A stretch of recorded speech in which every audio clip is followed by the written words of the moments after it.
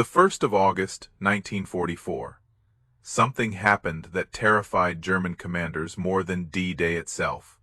George Patton's Third Army became operational, and within its first days of combat, his forces covered 60 miles of enemy territory. By the end of the first week, Third Army had advanced further than any Allied force had moved in 2 months of fighting. German commanders monitoring the breakthrough couldn't believe the reports. The Americans had transformed a breakout into a rout. Field Marshal Gunther von Kluge sent an urgent message to Berlin. The Americans had a new commander in the field, and he was attacking like a madman. That madman was George Patton, and aggression wasn't just his tactic, it was his religion. The 8th of November, 1942. Patton's first major command of the war, Operation Torch, the Allied invasion of North Africa. Patton commanded the Western Task Force, landing 35,000 American troops on the beaches of Morocco. The plan called for a careful, methodical advance inland. Allied planners estimated it would take 2 weeks to secure the initial objectives. Patton had other ideas. Within 3 days, he had taken Casablanca, the primary objective of the entire operation. Resistance was fragmented, but Patton's speed ensured it never unified. French commanders trying to negotiate surrender found themselves negotiating with American tanks already inside their defensive perimeter.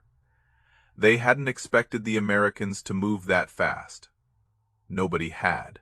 British commanders observing the operation were impressed, but also concerned. The Americans were supposed to be cautious, methodical, overwhelming in firepower, but careful in execution. Patton wasn't fighting like that. He was fighting like Rommel. He was exploiting gaps before defenders could close them. He was bypassing strong points instead of reducing them. He was moving faster than his own supply lines could follow. It was brilliant. It was also completely against American doctrine. Lieutenant General Kenneth Anderson, commanding British forces in the theater, sent a report to London. The American General Patton shows remarkable dash, but his methods are unconventional and potentially risky. That assessment would follow Patton for the rest of the war. Remarkable dash, unconventional methods, potentially risky.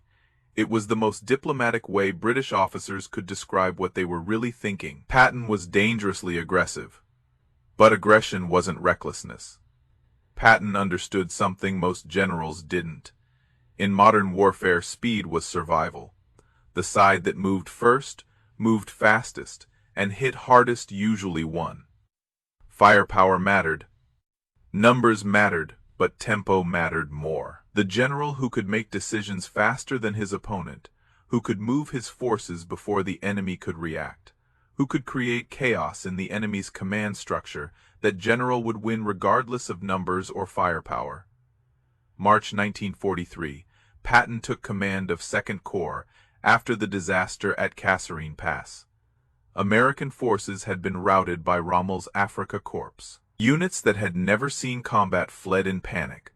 Officers lost control of their men. The entire American position in Tunisia was threatened. Eisenhower needed someone to restore discipline and fighting effectiveness to a shattered force. He sent Patton. What Patton did in the next 2 weeks became a case study in aggressive leadership. He didn't rebuild morale through speeches or rest. He rebuilt it through action. Within 48 hours of taking command, Patton had American patrols attacking German positions. The same soldiers who had been fleeing were now advancing. Patton instituted brutal discipline. Officers who didn't lead from the front were relieved. Soldiers who didn't wear proper uniforms were fined. Military police enforced regulations with zero tolerance. But Patton also led from the front himself. He appeared at the most forward positions, often under fire, always visible. His message was clear. We're not running anymore. We're attacking. German commanders noticed the change immediately. American units that had been passive were suddenly aggressive. Patrols that had been cautious were now probing for weaknesses. The demoralized force that Rommel had routed was transformed in days. Rommel himself wrote in his diary that American forces had become far more dangerous. Something had changed in their command. What changed was simple. Patton believed that offense was the only effective defense. Standing still meant accepting casualties without gaining ground. Attacking meant taking casualties but destroying the enemy's ability to fight. Patton's philosophy was straightforward. We shall attack and attack until we are exhausted, and then we shall attack again. July 1943. Sicily. The Allied invasion plan gave Montgomery's British Eighth Army the lead role, driving up the eastern coast toward Messina, while Patton's Seventh Army protected his flank. Montgomery was methodical, careful, and slow. Patton was none of those things. Within days of landing, Patton realized Montgomery's advance had stalled. German defenders were containing the British on strong defensive ground. If the campaign waited for Montgomery to break through, it could take months. Patton saw an opportunity. The western half of Sicily was lightly defended. If American forces drove west, then swung north and east, they could reach Messina before Montgomery. There was one problem. This wasn't Patton's mission. His orders were to protect Montgomery's flank, not to race him to the objective. Patton didn't care. He requested permission from General Harold Alexander, the British officer commanding the invasion, to expand his zone of operations. Alexander, assuming Patton meant a limited advance, agreed. Patton took that permission and drove halfway across Sicily. His troops covered roughly 200 miles of contested terrain in 38 days, while fighting German defenders the entire way. Even as German forces conducted their evacuation from Messina, Patton denied them time and order. He reached Messina on the 17th of August. Montgomery arrived hours later, having covered less than half the distance. British commanders were furious. Patton had turned the Sicily campaign into a race, and he had won. American commanders were conflicted. Patton had achieved the objective weeks ahead of schedule, but he had done it by effectively disobeying the spirit of his orders. German commanders had a different reaction. They described Patton's drive across Sicily with professional respect and genuine alarm. One after-action report stated that Patton moved like a panzer commander, not an infantry general. That was exactly what scared them. Most Allied generals approached warfare like a chess match. Careful moves, calculated risks, overwhelming force at decisive points. Patton approached warfare like a knife fight. Fast, violent, constant pressure. His goal wasn't just to defeat enemy forces. His goal was to destroy their ability to make decisions. If you moved fast enough, hit hard enough, and never let up, the enemy command structure collapsed. Officers couldn't get orders, units couldn't coordinate, defenders couldn't establish coherent lines. The entire enemy force dissolved into chaos. This was Patton's genius, and it was also what made him dangerous to work with. He didn't respect boundaries, operational limits, supply constraints, political considerations. None of it mattered when Patton saw an opportunity to attack. His superiors spent half their time enabling his aggression and half their time trying to control it. August 1944. Third Army entered combat in France.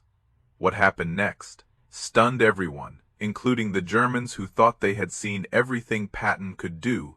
In 30 days, Third Army executed one of the fastest advances by a modern mechanized army. Patton's divisions raced through Brittany, swung east toward Paris, then drove southeast toward the German border. German commanders trying to establish defensive lines found Americans already behind them. Units that expected days to prepare found they had hours. Communication networks collapsed as headquarters were overrun.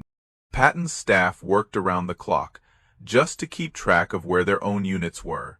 Supply officers performed miracles, keeping fuel and ammunition moving to units that were sometimes 100 miles ahead of the nearest supply depot. Patton's response to logistics problems was always the same. Figure it out, we're not stopping. By the 1st of September, Third Army had advanced hundreds of miles across France. They had liberated more French territory than all other Allied armies combined. They had destroyed or captured more German units than any force in the entire campaign. But Patton's aggression came with a cost. By early September, Third Army was literally out of gas. Supply lines stretched across France couldn't keep pace with Patton's advance. Eisenhower had to make a decision: give limited fuel supplies to Montgomery for a thrust into northern Germany, or give them to Patton for a thrust into southern Germany. Eisenhower chose Montgomery. Patton's advance stopped dead. His tanks sat empty on French roads, while British forces launched Operation Market Garden. When that operation failed catastrophically, Patton was livid. "Give me the supplies," he told Eisenhower, "and I'll be in Berlin in 10 days." That was Patton's greatest strength and his greatest weakness. He believed in constant offensive action regardless of logistics, politics, or conventional military wisdom. Sometimes this produced brilliant victories, sometimes it produced disasters. The difference often came down to whether his superiors could control his aggression enough to keep him from outrunning his support. December 1944, the Battle of the Bulge. The German offensive caught every Allied commander by surprise, except one. While other generals scrambled to understand what was happening, Patton was already moving. He disengaged 3 divisions from active combat, rotated them 90 degrees, moved over 100,000 men through winter conditions, and attacked within 48 hours of receiving orders. The operation that every other general said was impossible, Patton executed in 2 days. This wasn't luck. This was aggression as a system. Patton had trained his staff to plan for offensive action under any circumstances. His units were always ready to attack. His commanders understood that standing still was never an option. When the crisis came, Third Army responded faster than anyone thought possible, because aggressive action was their default setting. Compare Patton to other Allied generals. Montgomery was brilliant at set-piece battles. He planned meticulously, concentrated overwhelming force, and attacked only when success was certain. His campaigns in North Africa and Northwest Europe were masterpieces of careful, methodical warfare. But Montgomery was slow. German commanders always knew what Montgomery would do next. They had time to prepare. Bradley was competent and professional. He coordinated massive forces effectively and rarely made serious mistakes. But Bradley was cautious. He avoided risks. He preferred to grind down German resistance through superior numbers and firepower rather than risk breakthrough operations. German commanders respected Bradley, but they didn't fear him. Patton was different. German generals used words like unpredictable, violent, and terrifying when they described him. Field Marshal Gerd von Rundstedt reportedly said, "Patton was the most dangerous man the Germans faced. Not the most brilliant, not the most skilled, the most dangerous." Because Patton attacked like a predator, constant, aggressive, overwhelming. He didn't give defenders time to think. He didn't give them time to prepare. He just kept hitting them until something broke. After the war, captured German generals were asked which Allied commander they feared most. The answer was remarkably consistent: Patton. Always Patton. When asked why, their explanations revealed something important. Montgomery was predictable. Bradley was careful. But Patton was aggressive beyond reason. He took risks that German commanders couldn't anticipate. He attacked when conventional wisdom said to defend. He exploited weaknesses before defenders knew the weaknesses existed. General Fritz Bayerlein, who commanded the Panzer Lehr Division against Patton, later recalled a sentiment shared by many German commanders. Patton was the only Allied general who understood that war is not about killing the enemy. War is about breaking the enemy's will to fight. You do that through constant, violent, aggressive action that never stops. That philosophy explains why Patton was the most aggressive general of World War II. It wasn't just that he attacked frequently or moved fast. Other generals did that. Patton was different because aggression was the foundation of everything he did. Every decision, every plan, every order was designed to maximize offensive action. Defense was temporary. Caution was weakness. Hesitation was defeat. The question isn't whether Patton was aggressive. The question is whether that aggression made him more effective than more careful generals. The evidence suggests yes, but with caveats. In fast-moving campaigns requiring rapid exploitation of opportunities, Patton was unmatched. His drive across France, his relief of Bastogne, his pursuit of German forces after Falaise. These operations required a commander willing to risk everything on speed and violence. Patton delivered every time, but in operations requiring careful coordination, political sensitivity, or coalition management, Patton was a liability. He couldn't work within constraints.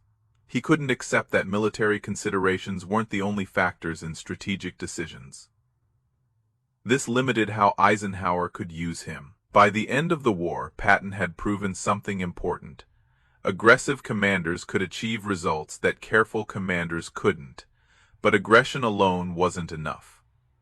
The most effective military operations required both aggressive action and strategic restraint. Patton provided the aggression. Eisenhower provided the restraint. Together, they formed one of the most effective command relationships of the war.